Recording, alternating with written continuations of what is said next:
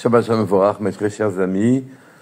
Medaber Israël Chavim Miranana, on est en 5784, Parashat Pinchas.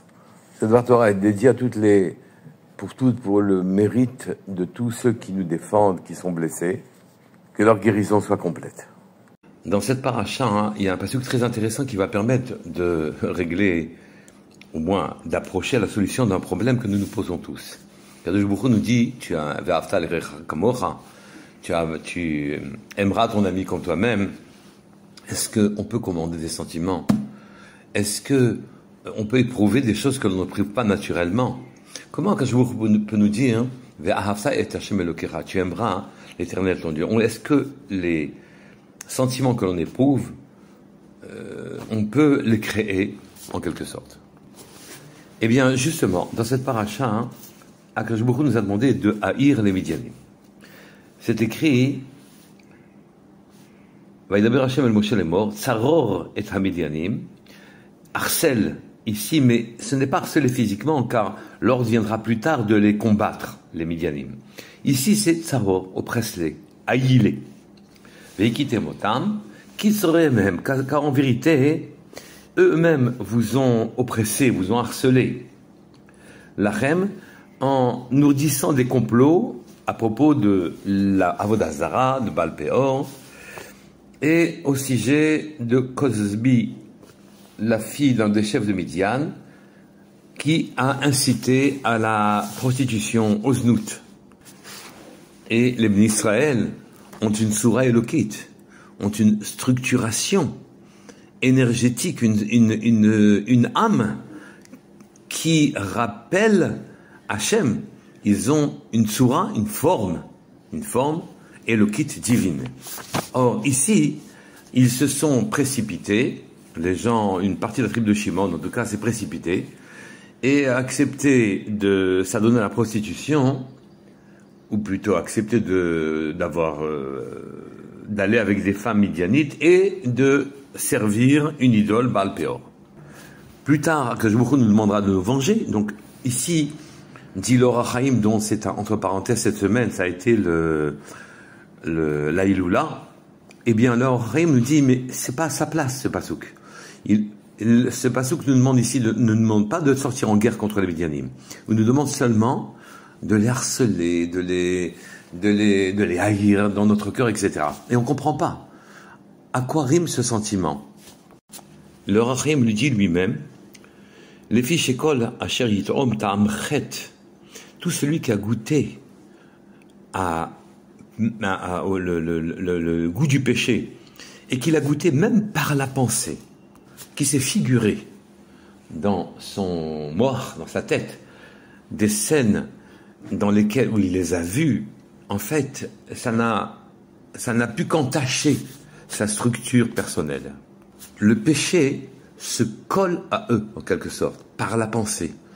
Quand ils utilisent les sentiments qu'Akadosh Baruch Hu nous a permis d'avoir, de l'amour, de l'envie, du chesed, etc., tous ces sentiments, on les utilise finalement pour aimer, s'approcher de la Avodah Zara, de l'idolâtrie, ou qu'on les utilise, les appétits physiques, on les utilise pour des rapports qui nous sont interdits. À ce moment-là, même si ce n'est que, ne serait-ce que par la pensée, malgré tout, il reste une trace et nous restons collés à ces affaires. Il nous a demandé, pour nous décoller, d'éveiller en nous un autre sentiment, Tsaror et Midianim, haïsser, harceler les Midianim, de manière à ce que, à l'intérieur de vous-même, et pour réparer votre structure de Neshama, d'âme, vous nourrissez une hostilité profonde, viscérale, vis-à-vis des Midianim, qui vous ont entraîné à fauter et qui ont collé à votre structure énergétique, à votre âme, à votre tsurat elokit, votre forme divine. Ils ont collé ce péché dont vous n'arriverez pas à vous départir facilement. Il faut les haïr pour commencer à faire teshuva. Hachem nous demande de nourrir en nous, d'éprouver de la haine à l'égard de ceux qui ont voulu nous faire fauter et nous faire tomber. D'où viennent nos sentiments? Je voudrais vous rapporter ce que le Belzer Rebbe a dit à propos de Pinchas, sur les premiers psukim de cette paracha. C'est écrit, Pinchas ben Elazar ben Aharon HaKohen, Heshiv et Chamati ma'al bnei Israël, bekan'o et kinati, betocham. Pinchas, le fils d'Elazar, le fils de Aaron HaKohen, il a apaisé ma colère, qui devait s'exercer sur le clan d'Israël, il devait les anéantir, en vengeant ma vengeance, en éprouvant ma haine vis-à-vis du péché,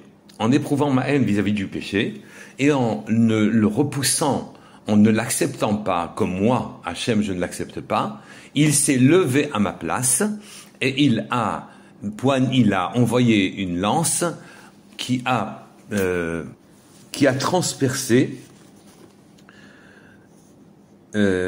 Kozbi Batsur, une des princesses de Médiane, et un des chefs de tribu de la tribu de Réhouven, de Shimon, pardon, Zimri ben Salou. Des personnages extrêmement importants.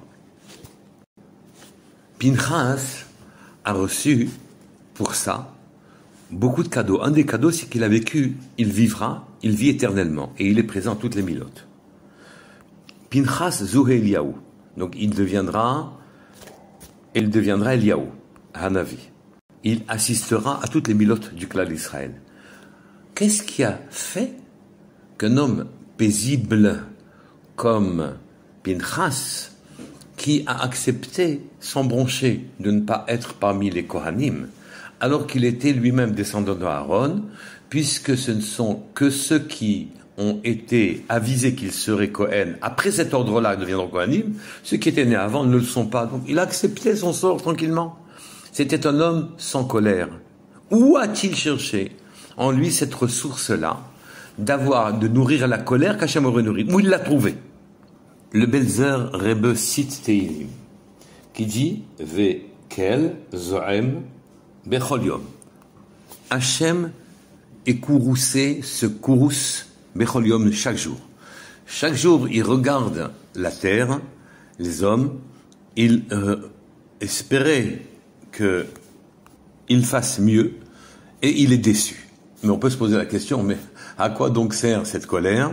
Une seconde, pour finalement s'apaiser et que la vie normale continue. Ça vaut mieux pour nous, évidemment, mais nous avons appris dans la paracha précédente que Bil'am savait trouver ce moment de colère d'Hachem, et à ce moment-là, il disait un mot dans ces 7 secondes-là, il disait Kalem, anéanti, et donc sa malédiction atteignait la personne à qui il destinait cette malédiction. Donc il savait repérer le moment où Hachem se courrouçait, et il la malédiction s'appliquait. Mais pourquoi faut-il qu'Hachem soit en colère, même un instant par jour? Tant qu'à faire, autant laisser vivre le monde, et que le jour, le moment où il le souhaite, pas tous les jours, il soit en colère quand le moment vient, qu'il juge bon, qu'il se mette en colère contre les créatures qui le méritent. C'est que non. En vérité, on a besoin de la colère d'Hachem. C'est que la colère d'Hachem, pour nous permet, en vérité, quand ce sentiment est jeté sur terre, c'est une énergie particulière qui nous permet de ne pas accepter que des avérotes soient commises, qui nous permet de nous rebeller pour des idées, pour ce qu'Hachem a donné, pour des mitzvot, oui, de trouver en nous les ressources qui nous permettent d'être parmi les zélateurs, ceux qui finalement se battront jusqu'au bout pour que le monde d'Hachem arrive là où il doit arriver, pour qu'un monde de vertu et pas un monde malsain puisse se perpétuer. Pinchas a utilisé cette colère d'Hachem qui n'accepte pas la faute et le péché, qui ne dure qu'une seule seconde chaque jour. Eh bien, il a utilisé cette force-là, alors qu'il ne l'a pas naturellement, pour pouvoir transpercer de sa lance les 2 fauteurs d'Israël. Il a arrêté l'épidémie et le peuple d'Israël a été sauvé, car Akadosh Baruch Hu menaçait de l'exterminer. Mais au passage, nous apprenons que tous les sentiments que nous éprouvons, qui émeuvent notre âme, qui nous naissent dans l'âme, justement en question, naissent chez HaKadosh Baruch Hu, qui est notre âme. Si nous éprouvons de la miséricorde, c'est la troisième des 7 midot. qu'HaKadosh Baruch Hu, il a lancé de la miséricorde dans le monde, et donc nous éprouvons de la pitié, de la miséricorde pour le pauvre. Si nous éprouvons du chesed, nous voulons nous adonner au chesed, à la bonté pure, c'est Hachem qui a lancé cette mida sur terre. À la rigueur, à la puissance, aux choses limitées, c'est lui aussi, incarné par Yitzhak, qui a lancé ses sentiments sur terre. Et donc tous les sentiments qui agitent notre cœur, qui suscitent nos pensées, c'est Hachem qui les a lancés dans le monde. Bien sûr, il se trouve que l'on devrait dire, n'oublions pas que nous devons répondre à la question pour quelle raison il a eu un si grand salaire, Pinchas. C'est qu'en vérité, HaKadosh Baruch Hu s'était empêché à cause des malédictions que proférait Bilham, qui étaient suivies des faits. Quand il repérait le moment où HaKadosh Baruch Hu était en colère contre le monde, il s'était interdit à Hachem d'être en colère pendant tout ce temps-là. Alors d'où Pinchas a-t-il justement trouvé sa colère? C'est qu'il a trouvé en lui. Et c'est ça qui l'a fait mériter d'être le sauveur, celui qui a sauvé tout le peuple d'Israël. Et donc, puisqu'il l'a donné au peuple d'Israël sa pérennité, il est normal que lui-même vive éternellement. Mais il l'a trouvé alors qu'Hachem n'avait pas envoyé sa colère pendant tous ces jours-là. Et que, de manière à ce que Pinchas ne puisse pas maudire le clan d'Israël. Et il a trouvé en lui, alors que c'était un homme paisible, Messirut Nefesh en quelque sorte, il a trouvé en lui les ressources pour pouvoir nourrir, créer une colère contre le péché, au point qu'il a réussi, lui un homme paisible, à assassiner une princesse de Midian et un prince d'Israël. Si vous vous posez la question que Baruch Hu nous a demandé, Va'afta et Hashem Elokecha, tu aimeras l'Éternel ton Dieu, alors à ce moment-là, d'où on sortira cet amour? C'est que simplement l'amour est dans le monde. Il nous suffit de le trouver. Si je dois aimer une personne, soit par mitzvah, soit par obligation, soit par devoir, alors à ce moment-là, l'amour est à côté. Il ne tient qu'à nous de l'éprouver et d'agir en conséquence. Shabbat Shalom et Vorach, Kol Tov.